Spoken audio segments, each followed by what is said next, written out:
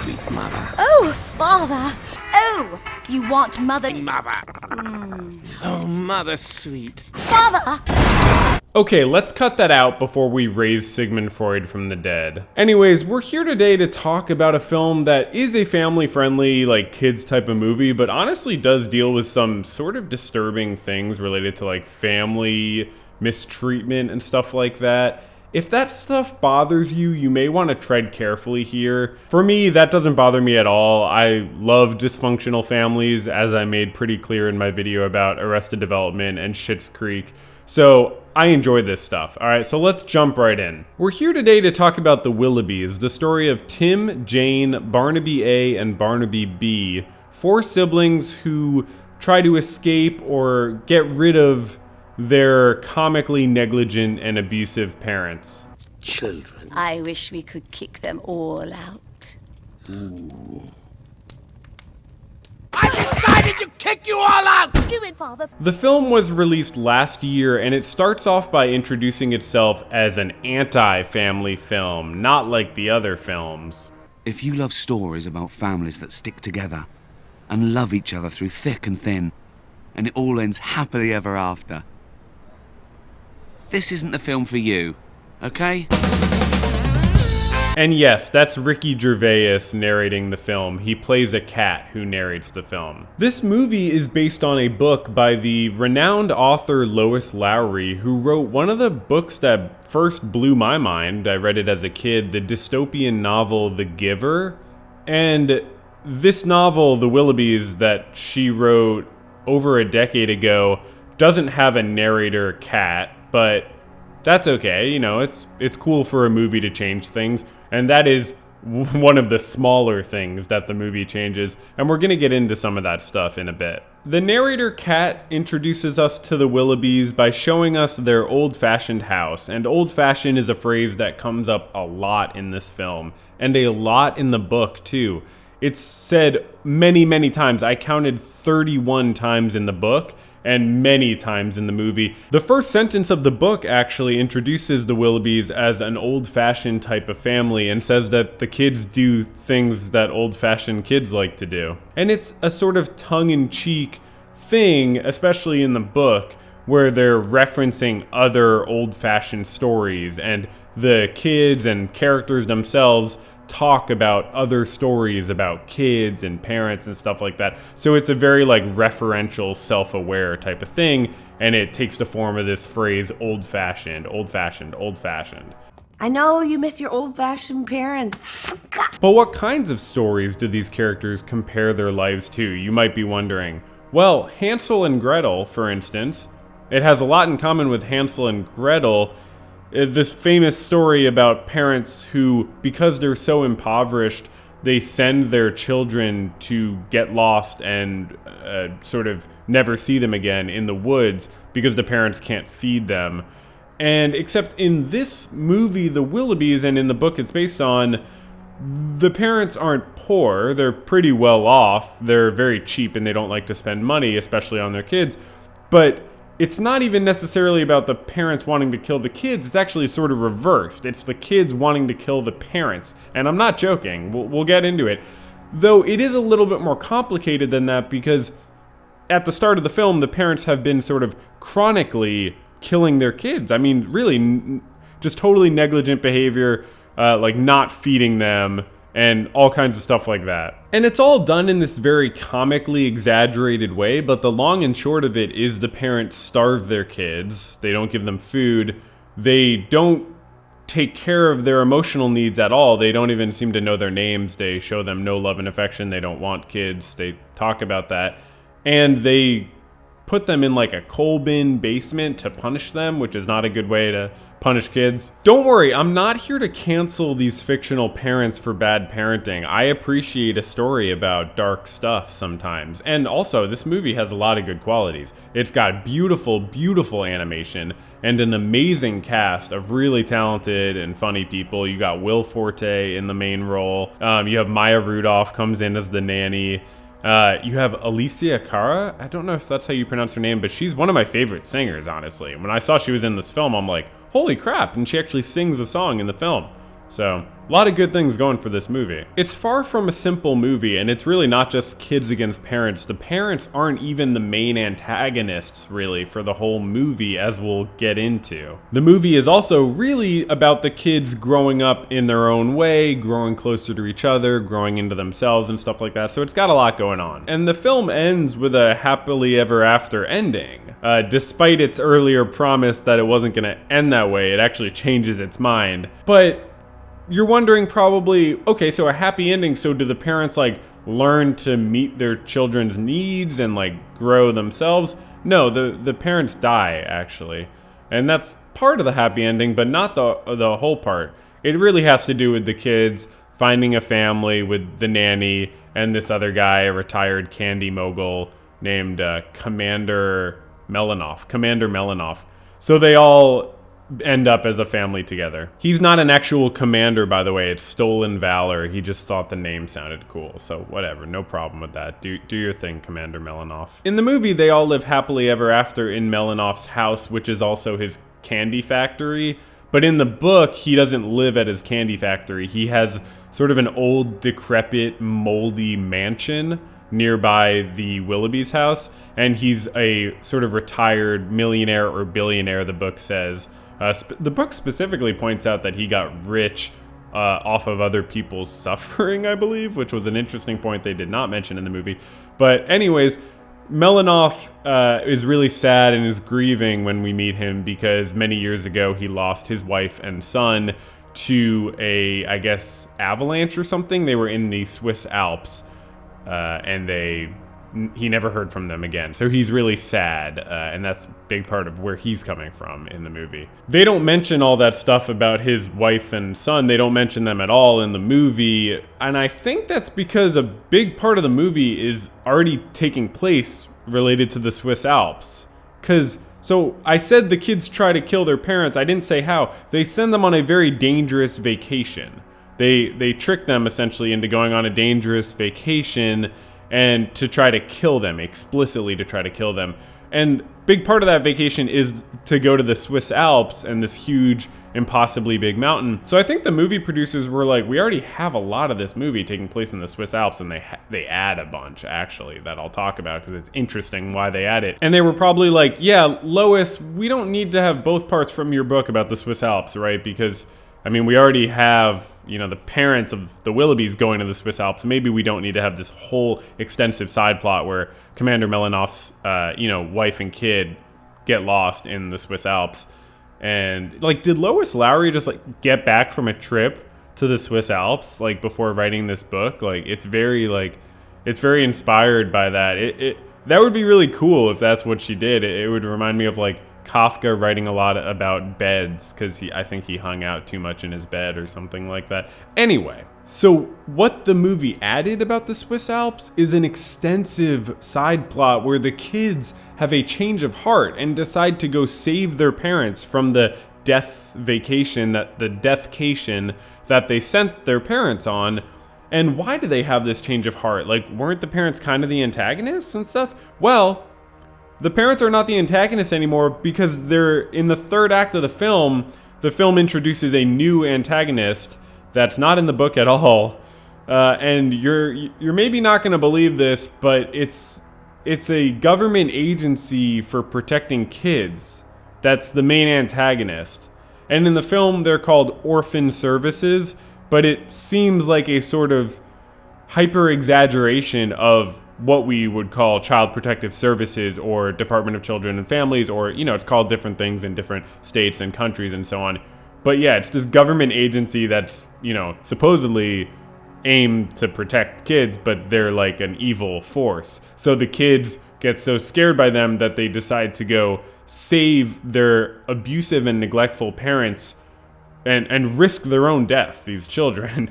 Okay, we're going to talk about that more, but yeah. You know why we're going to talk about that more? Because I'm a social worker, and so I had a lot of red lights going off for me watching this film randomly introduce this whole element of the government agency for protecting kids being the evil ones. It was sort of like when the parents left the scene and went on their deathcation, the film got bored and there was no antagonist anymore. I mean, it was able to keep up the parents as the antagonist for a little while by having them decide to sell their house that their children are staying in with a nanny, just sell the house while they're on vacation, and that's a good plot point, and it's from the book too. It ups the stakes, that's a great way of upping the stakes. So the parents decide to sell their house and the kids just, have to sort of deal with that and find like a way to survive. And then the nanny takes care of the kids, and so I think the creators of the film felt like, oh, there's not a ton of antagonism anymore. The parents are gone. The nanny's taking care of the kids. They sell the house. The nanny's going to take them in. They sort of connect with Melanoff, just like they do in the book, and they stay with him. So there's not enough difficulties going on. So the film just injected orphan services as this sort of like hyper-modern techno-fascist government agency that wants to dominate and separate the kids and cares not about their well-being at all. You will adopt standard childhood experiences. Homes will be allocated. Schools will be assigned. The lady from Orphan Services even makes fun of the nanny when we find out that the nanny was an orphan as well. Once an orphan, always an orphan. More importantly, why did we need to make the antagonist a government agency for protecting kids? I mean, this just goes back to really bad stereotypes and can influence real people watching this movie in a negative way. Because people who abuse their kids actually do often say to their kids, don't tell anybody, because if you tell anybody, CPS, the Child Protective Services, is going to immediately take you away from me and ruin the family, which is not true. Child Protective Services, look, there are issues, and you should critique government agencies, but they do work from a strengths-based perspective, trying to keep families together and looking at what families can sort of have in terms of resources to meet their own needs. No one wants to separate kids from their parents. Everyone agrees that parents have authority to take care of their kids, sovereign authority, and at the same time, it's not totally sovereign because you're not allowed to abuse your kids. And I think we all agree about that too. So there has to be some organization that helps with this thing we all need to make sure that kids can be protected because they can't protect themselves. Why is it anything but irresponsible for a movie to show a government child protection service agency as so evil that these kids actually prefer the parents that starved and neglected them and didn't care about them at all? Why do we need those scenes in the Alps where the Willoughby kids go find their parents and their parents just leave them again? This time in the ship that the kids took to the Alps to save them. Why did we need the kids to face death in the Alps just for the nanny to save them, when the nanny had already essentially saved them by coming into their life and teaching them what it means to be loved and helping them also grow as kids in doing so? Well, if I'm going to try to answer this, I'm just going to say that we needed this stuff so that the kids could hit rock bottom and genuinely accept that they had parents who are unable to try to love them, just completely unable. And we get these lines in the Alps. We have really bad parents. You mean had? We're orphans. For real. What? No parents, no home, no place to go. And then they realize they have each other and they can achieve anything with each other. And that's great and all, I guess. But as I said, we don't have any of this in the book, and I think it's kind of interesting to talk about. Instead of having them have a change of heart and want to save their parents and travel to the Swiss Alps to do so, the book just has the kids sort of live on with the nanny and Commander Melanoff and have happy experiences and sort of grow in more subtle ways. And there's this whole plot where Commander Melanoff gets back into the candy making business because he's so inspired now that he's actually, got a fulfilling family life again. So he's inspired to make candy bars again. That's not in the movie, so they had to fill a lot of space. But there's this other side plot in the book where Tim, the kid, has this sort of domineering point system game he's come up with his siblings, where it's sort of whatever he wants and he's like a tyrant about it. He takes points away, gives them, he always wins and stuff like that. He does it to manipulate his siblings. And in the book, you see after the nanny's there taking care of them, and through her intervention, he stops doing that. And he can just relate to his siblings in a normal way. And that's like, you know, an interesting point of growth that's subtle and nice. It's not the same as this big, profound revelation they have in the Alps in the movie where we get this promise that they're going to be good siblings and take care of each other now. So long as we stick together, we'll be okay. With or without parents. We actually get to sort of see it in the book rather than movies love to do this. Like the happy ending. I don't mind a happy ending. I mind a happy ending where it's like, oh, it's not really the end. Like they're promising that things will go better, but you don't really have the evidence. You don't get to see a ton of that like relating to each other better. It's just this like promise, hey, things are going to be better now. And it's like, okay, cool.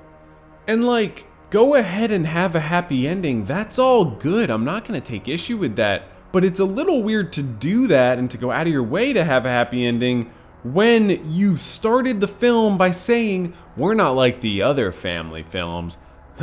Be careful. This is not going to have a happy ending. And then it does have a happy ending. And not even just like in a subtle way. Even the narrator completely contradicts himself. Remember how the film started. This was the line. If you love stories about families that stick together and love each other through thick and thin, and it all ends happily ever after, this isn't the film for you. And then right towards the end, Ricky the narrator cat says this. Tragic. But remember, this is an old-fashioned story. And as such, it can't end like this, can it?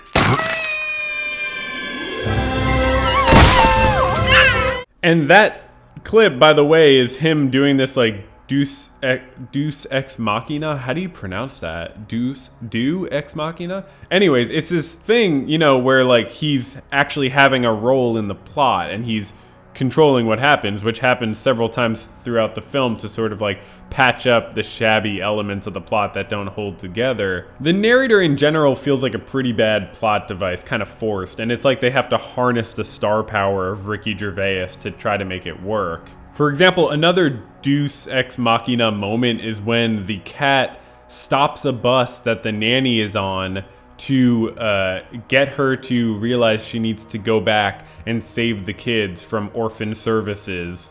And so she like frickin' breaks Tim out of this like jail that orphan services is keeping him in. Ricky says this as he forces along the plot.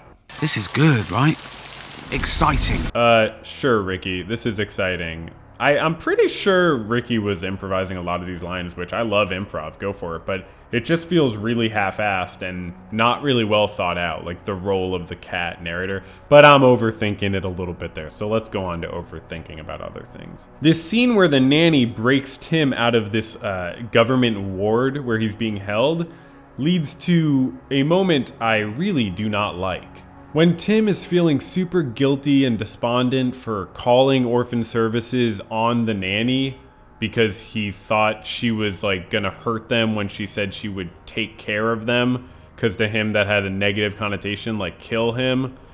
So when she said that to his parents, when the parents said they were selling the house, Tim saw that message, called orphan services on the nanny. Then he felt really guilty about that because him and his siblings got separated. And as he's feeling all these feelings, this is how the nanny reacts. All I wanted was to be a great Willoughby with a great family. Hey! Are you saying Jane's not great? No! Barnaby A's not great? No! Barnaby B's not Ow! great? You're not great? Okay, I get it, stop! I hate this. I know it's a pillow and he's not getting hurt, and it's fine to roughhouse with kids, but there's a time and a place, and I think he could use a little bit of compassion and understanding, not being hit with a pillow, and that's shame. Like, you're making him feel shame. It doesn't matter if it physically hurts. He should not feel shame for feeling a little bad. He should be allowed to feel bad sometimes, and it's odd that this movie thinks that he only needs tough love. It's like sad, honestly. to see him treated that way, knowing that his parents have always used negative reinforcement, pain, taking away good things, rather than, giving positive things to reinforce good behaviors. And so the nanny, had a lot of good character traits, but it's like, come on. You can't just let him feel his feelings for a little bit. The nanny's name is Linda, by the way. In the film, she doesn't have a name in the book. She's explicitly nameless and goes by Nanny. So much so that when she and the commander get together and he's so in love, he's writing poems about her. He rhymes Nanny with Fanny. Raunchy stuff. Anyway, if you've read this book or seen this film, you might be pulling your mustache hairs out right now because I haven't mentioned one of the most important elements, which is baby Ruth. And yes, that play on words is intentional in the book to reference candy, like the candy mogul. But Ruth basically, so she gets the whole thing going. She gets dropped off at the Willoughbys' house very early on in the movie and 3 pages in the book, and left with a note from her mother, who was extremely impoverished and unable to take care of her. So this is the first iteration of the Hansel and Gretels that we get. We get this kid being given up because the parent couldn't take care of them, and that's a very interesting plot device, because it's treated a little bit differently in the film and the book for interesting reasons. The kids bring Ruth into the house, and in the film, they get kicked out by their parents. The Willoughby parents kick them out of the house for adopting this orphan, instead of helping the kids find a good home for the orphan and teach the kids how to take responsibility for extremely difficult things when they present themselves. I mean, the baby was literally dropped off at the gate of the Willoughby parents. But anyways, so they're so abusive, they kick their kids out of the house for adopting this orphan. That's not how it happens in the book. Interestingly, the kids basically just decide in the book that they don't find Ruth cute anymore after they bring her in and their mom cuts one of Ruth's curls. The interesting thing is that there's such a difference, and in the book they just decide they don't like the baby, whereas in the movie they have to, we have to see just how abusive the parents can be. Anyways, in both situations, the kids bring Ruth to Commander Melanoff's house.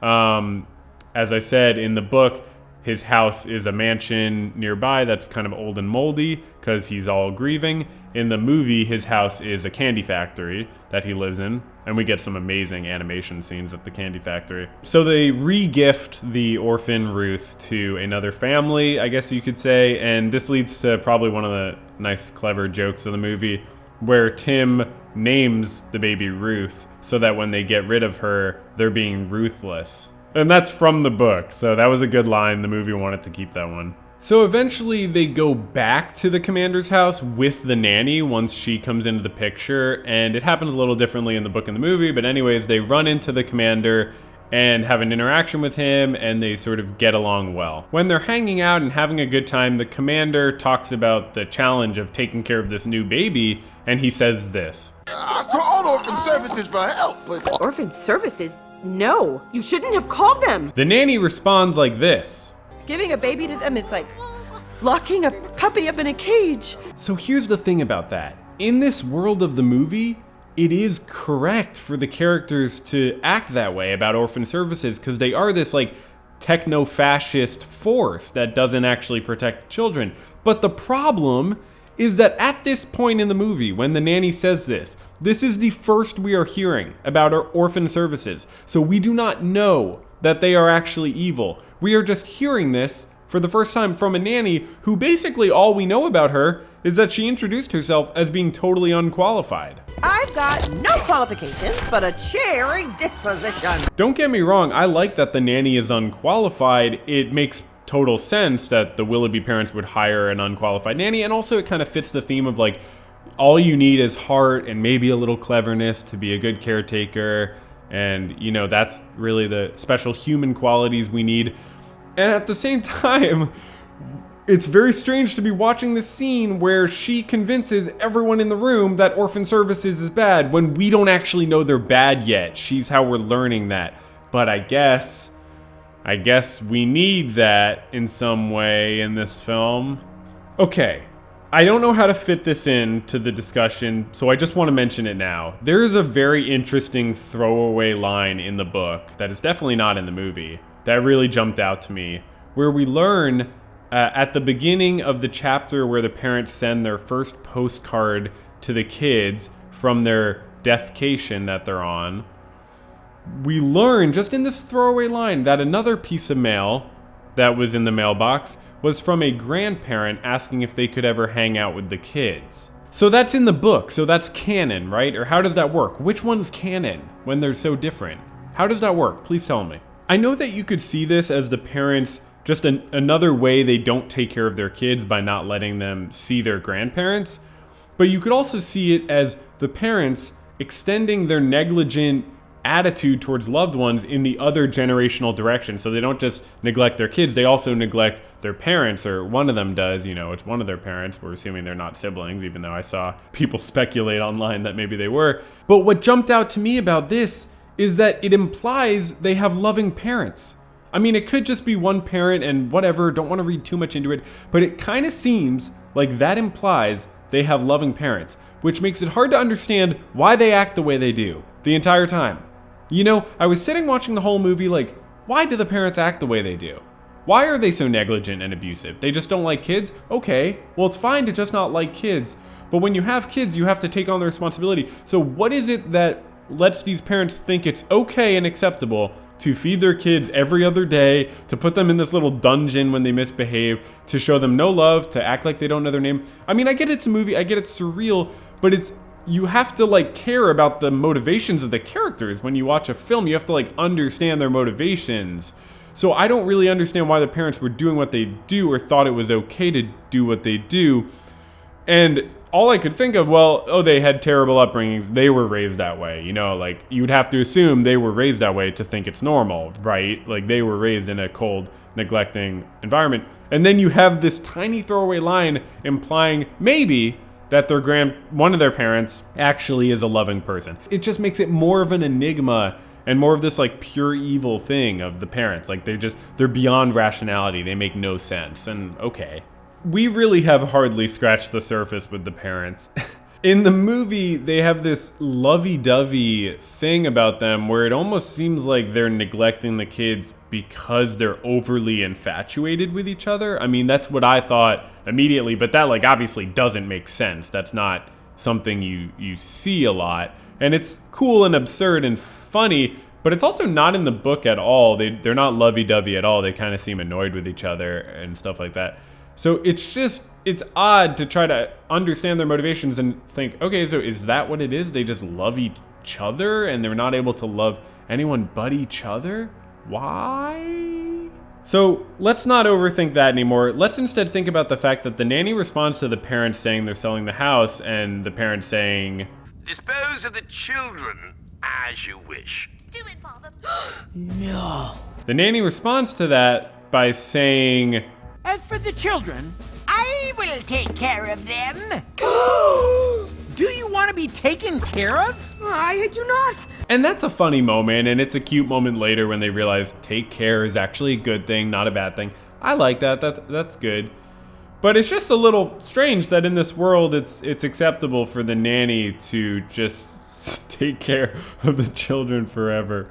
And that's framed as better than letting anyone know about the situation. And if you pause it when Tim holds up the message, you can see that the first part of the nanny's message is just got message about house. So she's just very laid back about, this whole thing with this family she's just meeting. I guess anything goes in this story. Like in the movie, the kid's decision to, actually go back to the Alps to save their parents is just as abrupt as the book's decision on the third page to have a baby dropped off. This is actually how the book says that the baby was dropped off. One day they even found a baby on their doorstep. This happens quite often in old-fashioned stories. Okay.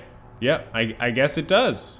I get it, it's self-referential, it's tongue-in-cheek, but that seems like a sort of crutch to rely on when you can't get the plot to work in any way that feels believable or meaningful. I guess the main problem that exists with this movie is the implication that kids need to earn love by performing feats or tasks, so much so that they even like climb an impossible mountain to get their parents to love them. And, you know, obviously they still find out that their parents can't love them. They don't love them. Their parents are unable to do these bare minimum things. But I don't like the implication of the movie that like these kids, like, they're lucky, right? So, like, how many kids don't have a nanny that happens to just take them in? The plot only moves forward for these kids in a positive way towards resolution because of, like, pure luck and the fate of the Deus Ex Machina cat narrator. And that's just, it doesn't feel real. You know, it's fine for surreal things to happen in movies. I love surreal stuff.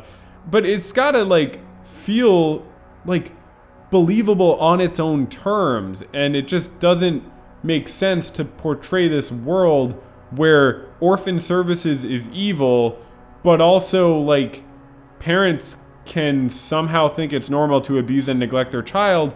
So really there's no actual solution, and you have to think, well, are the Willoughbys the only one in this situation, or are there other kids who aren't getting awesome nannies and rich retired candy moguls to take care of them when their parents don't? Like, for instance, Ruth got really lucky too, obviously. Like, what about the impoverished mother who dropped her off? Is she the only impoverished mother in that situation? Are there others who, you know, just drop their kid off at a place where they don't have an amazing life ahead of them? And that's just kind of dark in a way that sits on you when you're watching the film and doesn't feel right. It sort of gets in the way of, like, feeling the good parts of the movie. Oh, and one thing about Ruth and her biological mom, in the book, Ruth grows up, and because the book actually gives us like these like many years in the future of the characters, like they grow up at the very end of the book, just super sped up and kind of forced. But anyways, the movie doesn't do that, it ends earlier. But in the book, Ruth grows up and gives her biological mom, she tracks her down, she gives her biological mom a gift of the basket that Ruth was left in, plated in gold. And I could be missing something, but I think it's framed as a positive thing, not a really horrifying present. I mean, I guess it's like a element of like forgiveness. I forgive you, Mom, for not being able to take care of me and giving me up. But, you know, you can say that. It's a little on the nose to give the basket back to your mom. I mean, your mom probably doesn't want that fucking basket. Just tell her you forgive her. But even worse, much, much worse, is something the book tells us happens between Ruth and Tim. And I'm not joking. They get married and have kids together. The step siblings, Ruth and Tim. Tim adopted Ruth when Ruth was a baby and Tim was himself a child. And the book frames it as a positive thing that they end up getting married and having a child together. These step siblings. I mean, I didn't know what to make of that. I was just very sort of uncomfortable by it. I didn't know what to say to myself about it. But I guess when I think about it more, it seems to me like that represents a failure of parenting of the nanny and Commander Melanoff. I mean, you don't let your kids marry each other and have kids with each other. You just don't let that happen. And I guess I blame Tim and Ruth, but you also kind of have to blame the nanny and Commander Melanoff. Like, maybe they weren't the best people to take care of these kids that they just sort of stumbled across. But again, in this world, orphan services is evil, so I guess they were doing the right thing because the movie... Wait, but I'm not talking about the movie right now, I'm talking about the book. The book obviously doesn't have orphan services. So in the book's world, it's possible that the nanny and the commander were genuinely not the best people to be taking care of these kids. They definitely didn't need to be raised in a home where it would be seen as okay that they fall in love. Yeah, and the book ends with the kids all grown up, and they like to occasionally visit the Swiss Alps, and actually they can look up and see their parents dead encased in ice in the mountain, and that's like an image they sort of wistfully reflect on. And we find out the parents aren't actually dead. Don't get me started. There's a sequel, The Willoughbys Return. The parents, you know, unfroze because of climate change. Sorry, I'm allergic to forced plot points. But I didn't want to pay $10 to read the book. I don't care, this sequel. I just read the 25-page sample that was available online because I wanted to see if Orphan Services was in there. I was like, did the movie really just make this up out of nowhere? But also I realized that wouldn't have mattered because the sequel of the book came out like 6 months after the movie last year. So it wouldn't have informed what's in the movie anyways, obviously. So this was my humble opinion about the Willoughbys. And now it's time to actually humble my opinion and, shut up and stop talking. So thank you very much for watching. I really hope you enjoyed this. I enjoyed overthinking this movie, and I'm going to keep doing this to other media until somebody stops me, or until Orphan Services comes and takes me down. If you want to check out the other videos I make about media, you can check out the media playlist on my channel, and you can also check out any other video if you want. I just got my YouTube channel monetized, and that's a huge milestone. I'm really happy about that. So I'm hoping to, keep growing the channel, keep putting out good videos, and yeah, if you haven't checked out the old ones, check them out. There's a lot of ones that I've put a fair bit of work in. I really enjoy doing this, so yeah. If you want to support the channel, you can send one of the videos to a friend or an enemy or a family member. And if you want to really support the channel to a ridiculous degree, and you're like a money bags over there, you can send $1 or a few dollars to the Patreon.